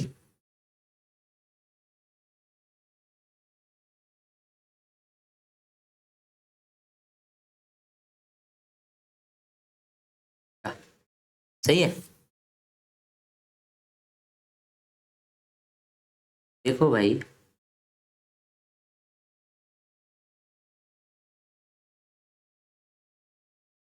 तो यहाँ पे आप t बराबर लिख सकते हैं d/v2 प्लस v3।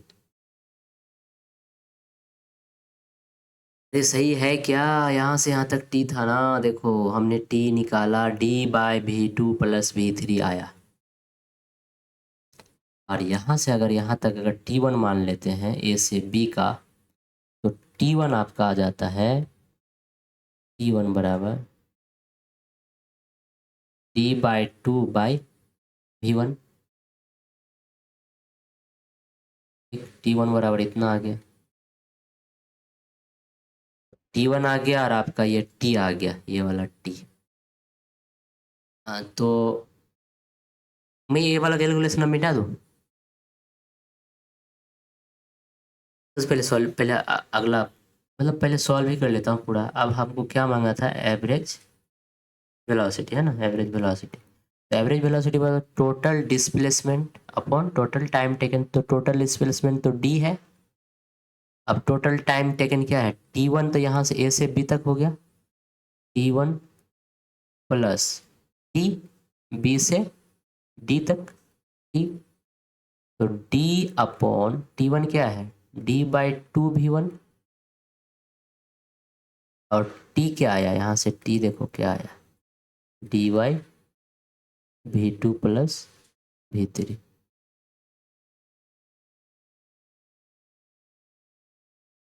तो अब मेरे ख्याल से आप इसे सॉल्व कर लेना, आपका आ जाएगा, है ना। ऑप्शन के अनुसार आप देख लेना, जो पेपर में ऑप्शन होगा उसके अनुसार। तो हम अप्रोच देखो बता रहे हैं कि कोई पार्टिकल है ए से, मतलब हाफ डिस्टेंस, पहली बात तो ये कि कोई पार्टिकल है हाफ डिस्टेंस ट्रेवल किया V1 स्पीड से, और नेक्स्ट हाफ डिस्टेंस के लिए जो है वो हाफ टाइम के लिए V2 से ट्रेवल किया और हाफ टाइम के लिए V3 से ट्रेवल किया। तो हम यहाँ से यहाँ तक जो टाइम इंटरवल है वो निकालने के लिए हम क्या किए, सबसे पहले डिस्टेंस निकालिए हाफ टाइम के लिए BC, फिर इसका हाफ नेक्स्ट हाफ टाइम के लिए CD। तो दोनों का डिस्टेंस निकाल लिए। तो दोनों का डिस्टेंस वैसे हमको क्या पता था, ये D/2 ही था ना, तो D/2, BD बराबर D/2, और ये है आपका इसको इसको जोड़ने पर, इसको प्लस इसको जोड़ने पर, इसको इसको जोड़ने पर, है ना, BC प्लस CD को जोड़ने पर D/2 कॉमन आ जाएगा, V2 प्लस V3 ब्रैकेट के अंदर आ जाएगा।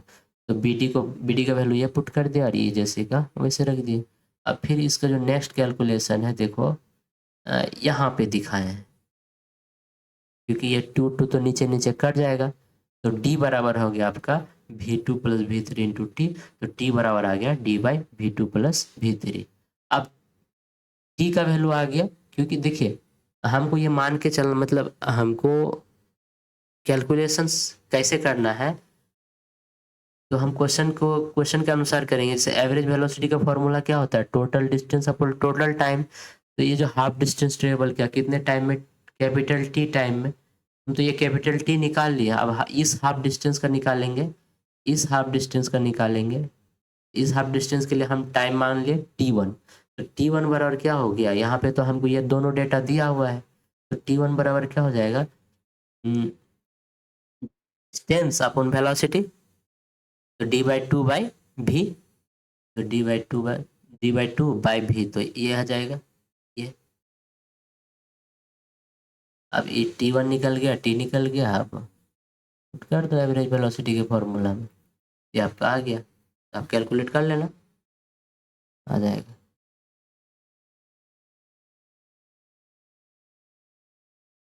चलिए आगे क्वेश्चन देखते हैं, कोई अच्छा खासा, या फिर हटाओ। अच्छा क्वेश्चन आप खुद प्रैक्टिस कर लेना, आप ये थोड़ा सा अच्छा ही क्वेश्चन था। अब बात कर लेते हैं इंस्टेंटेनियस वेलोसिटी की।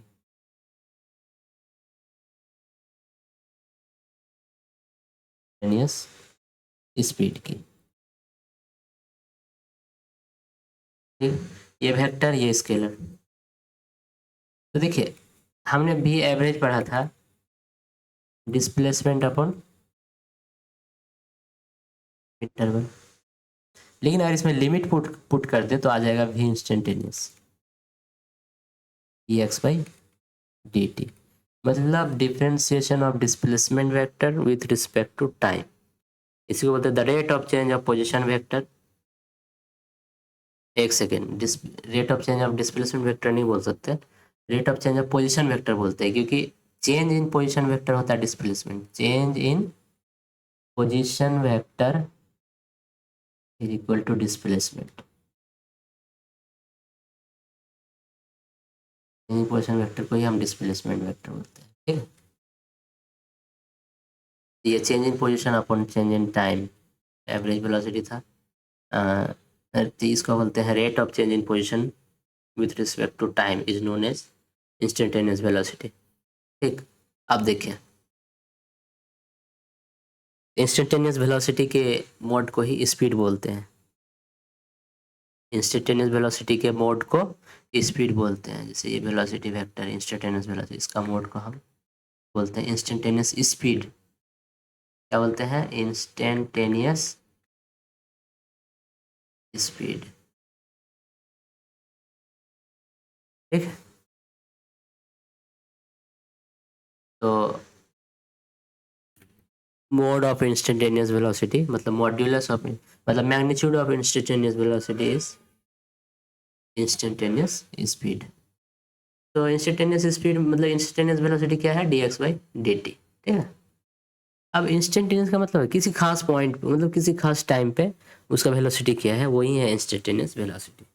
हम बोलते हैं ना 2:30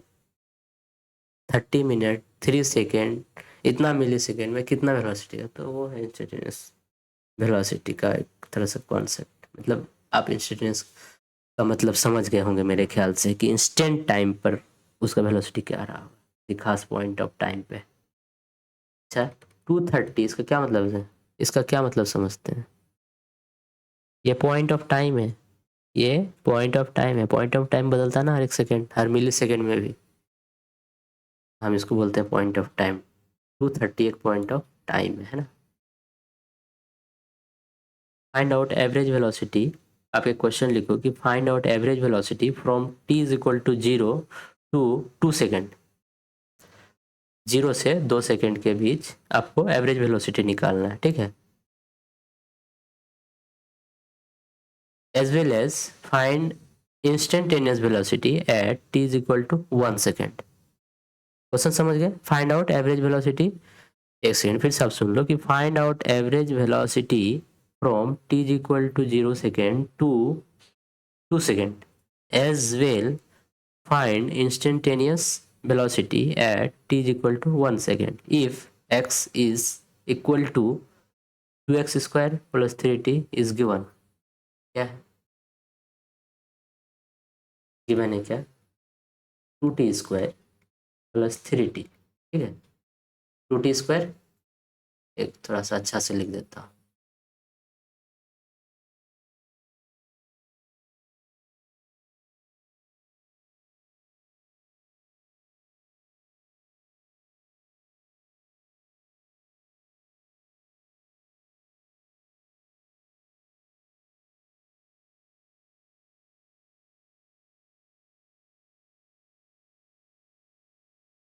ये हो कहाँ रहा है, ये तो आ ही नहीं रहा है भाई। चलो हटाओ, नहीं आ रहा है। हाँ तो क्वेश्चन ये है कि x का इक्वेशन दिया हुआ है 2t स्क्वायर प्लस 3t। ठीक है। आपसे मांगा है instantaneous velocity, velocity at t is equal to 1 second, और एक एवरेज वेलोसिटी मांगा है t is equal to 0 to 2 second. ठीक। तो मैं इसका पहले इंस्टेंटेनियस वेलोसिटी निकाल लेता हूँ, dx/dt किसी भी टाइम के लिए। ये तो वेलोसिटी है किसी भी टाइम के लिए, तो इसका डिफ्रेंसिएशन करो जी। तो 2 × 2t + 3, तो 4t + 3 आ गया इसका वेलोसिटी किसी भी टाइम पर। अब velocity at time t equal to 1 बराबर क्या हो जाएगा, 4 × 1 + 3 मतलब 7 मीटर पर सेकेंड। और एवरेज वेलोसिटी मांगा है, तो एवरेज वेलोसिटी के लिए क्या, तो पहले आप t इक्वल टू 2 सेकेंड पे आप इसका डिस्प्लेसमेंट निकालो मतलब पोजीशन निकालो। तो 2 सेकेंड पे पोजीशन क्या हो जाएगा, मतलब x2 - x1 हो जाएगा ना। ये वो 0 सॉरी x0। एक सेकेंड इसको अब हम ऐसे लिखते हैं, या फिर स्लाइड चेंज कर लें एवरेज वेलोसिटी के लिए।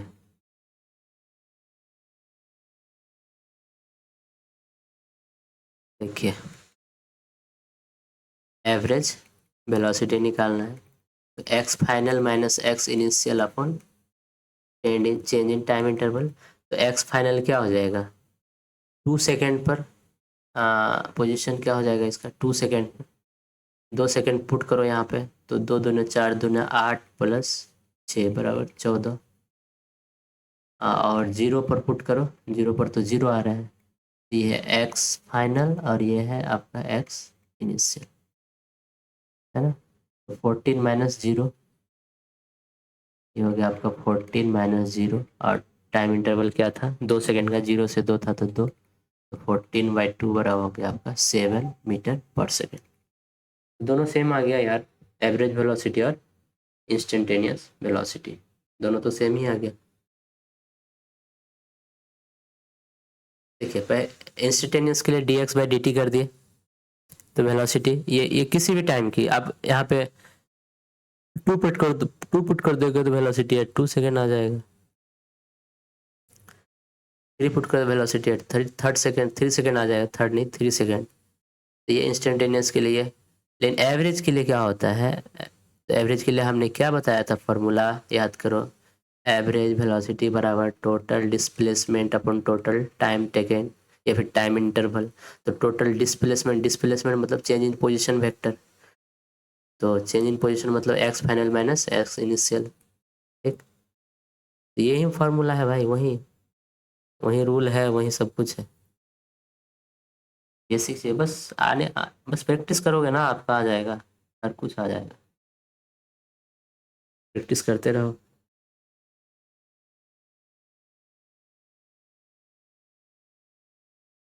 एक क्वेश्चन है कि if the position time relation is x is equal to 1/t plus 1/t², ठीक,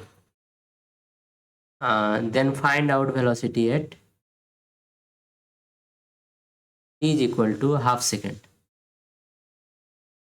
वही वेलोसिटी पोजीशन और टाइम का रिलेशन दिया हुआ ये, और velocity at t is equal to half second मांगा है, क्या होगा। तो dx/dt निकालो ना यार, वेलोसिटी बराबर तो यही होता है ना dx/dt। तो 1/t का डिफरेंशिएशन क्या होता है, 1/t का डिफरेंशिएशन क्या होता है, ये तो हो गया 1/-1/t², और ये क्या हो गया आपका -2/3,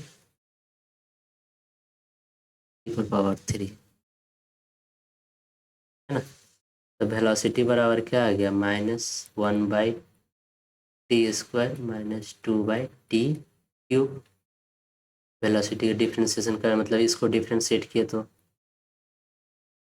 अब एट हाफ सेकेंड मांगा है तो भी at t is equal to half second, तो पुट करो यार, हाफ अब पुट करो ना, क्या आ जाएगा, ऊपर का तो -1 है, नीचे में 1/4 हो जाएगा, और यहाँ पे ऊपर में तो -2 है और नीचे में हाफ 1/8 हो जाएगा, है ना। तो इसको सॉल्व करो, ये होगा -4 और ये हो गया आपका -16, ये गया आपका -20 velocity at t is equal to half second 20 metre पर सेकेंड, है। निकाल लेना जो यूनिट दिया रहेगा।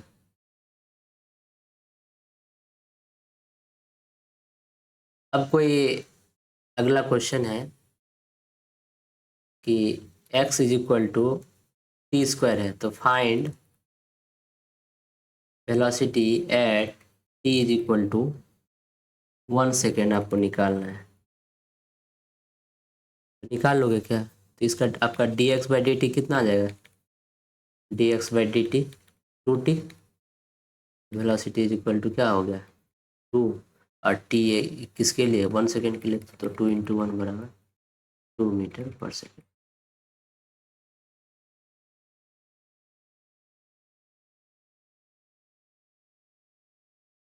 2 मीटर पर सेकेंड, है ना, ये आ गया।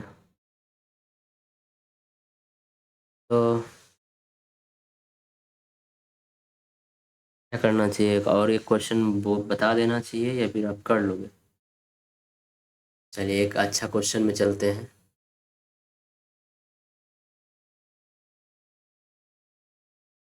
चलिए जी, एक क्वेश्चन ये है कि find out position of particle at t is equal to 2 second if particle is at origin और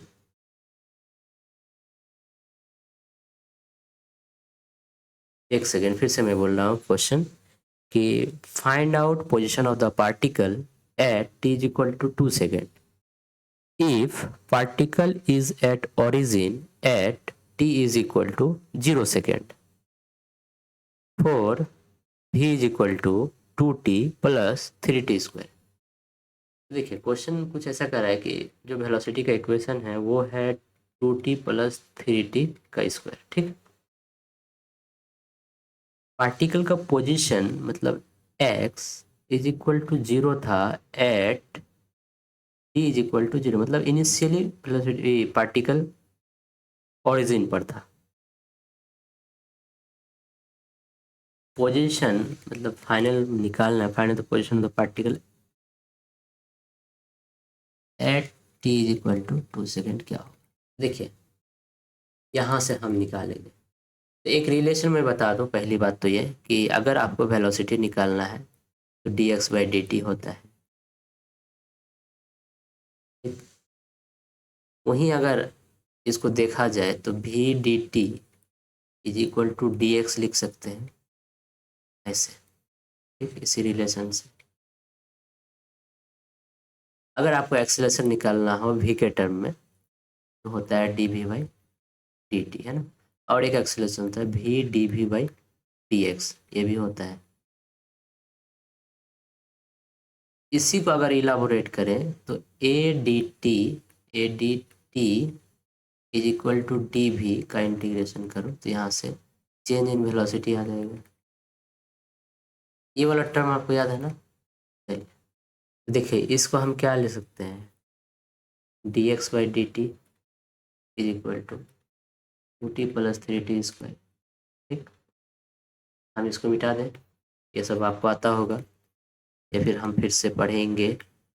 अभी तो नहीं मिट रहा है जी ये, चलो नहीं मिट रहा है तो आगे बढ़ते हैं। यहाँ से हम लिख सकते हैं dx बराबर 2t plus 3t square, bracket close कर दो, dt कर दो यहाँ पे। अब यहाँ पे दोनों तरफ से इंटीग्रेट कर दो तो यहाँ से आपको चेंज इन पोजीशन वेक्टर आ जाएगा।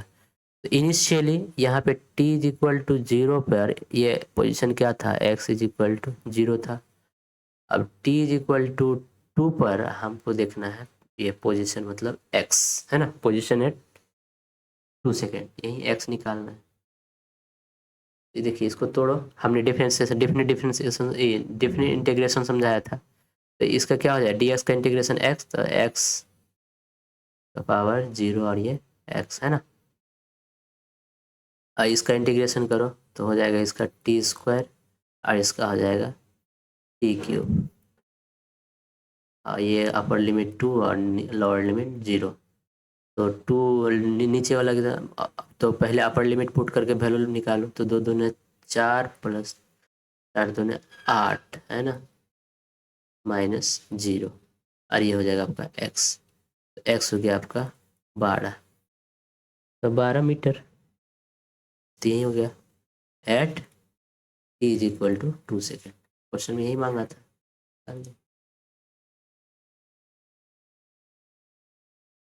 ठीक है, हो गया ये आपका ये आंसर। तो मैं ये बोलना चाह रहा हूँ कि जब मैं क्वेश्चन सॉल्व कर रहा हूँ तो क्वेश्चन से पहले जो मैं आंसर सॉल्व कराने से पहले जो मैं क्वेश्चन बोलता हूँ वो आप लिख लें, उसके बाद आप मेरा सॉल्यूशन देखें, आपको पूरा समझ में आएगा, बढ़िया समझ में आएगा।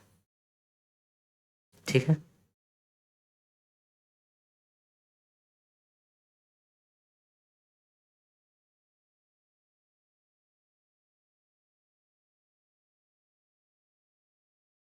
तो आपको एक क्वेश्चन दूँ, आप करोगे। क्वेश्चन ये है कि आप लिख लो, find out position of particle at t is equal to e square second if particle is at origin at t is equal to e second as well as velocity time relation given as v is equal to 1/t। देखिए question क्या कर रहा है, हम जो e बोले हैं ना, e मतलब एप्सिलॉन, तो find out position of the particle at t is equal to epsilon square second था, एक सेकेंड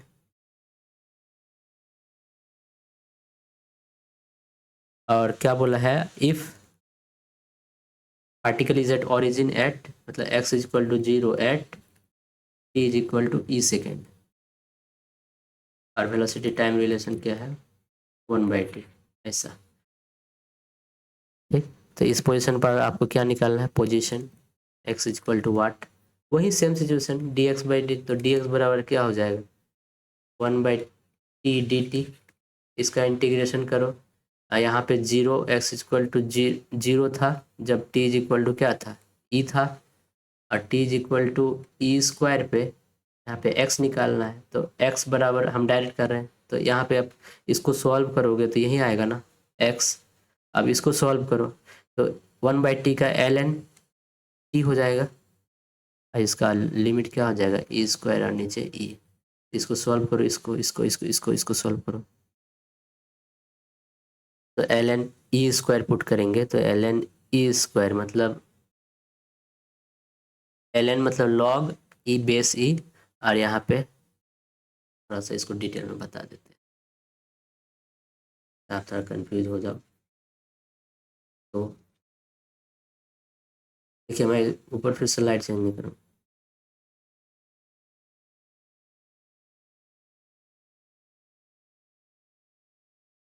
जी इसको थोड़ा सॉल्व कर लेता हूँ अच्छे से।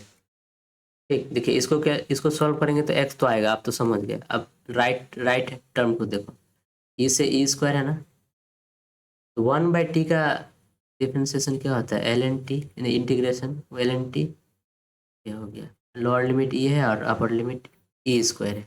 देखिए ln t मतलब क्या समझते हैं log बेस e, ये हो गया t, यही हुआ ना ln t का मतलब, तो log base e e square minus log base e e, ये हो गया 2 - 1, 2 - 1 बराबर 1, तो x इज इक्वल टू क्या आ गया, क्या आ गया 1, 1 क्या मीटर।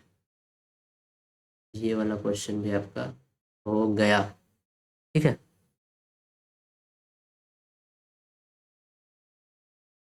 हाँ जी, कोई क्वेश्चन में अगर आपका वेलोसिटी कुछ इस तरीके दिया रहे टी के फंक्शन में, ठीक, t + 2t का मतलब टी के फंक्शन में कोई रिलेशन वेलोसिटी का, मेरा मतलब ये है कि भी is the function of t हो, ठीक, और किसी time interval t is equal to 0 से t इज इक्वल टू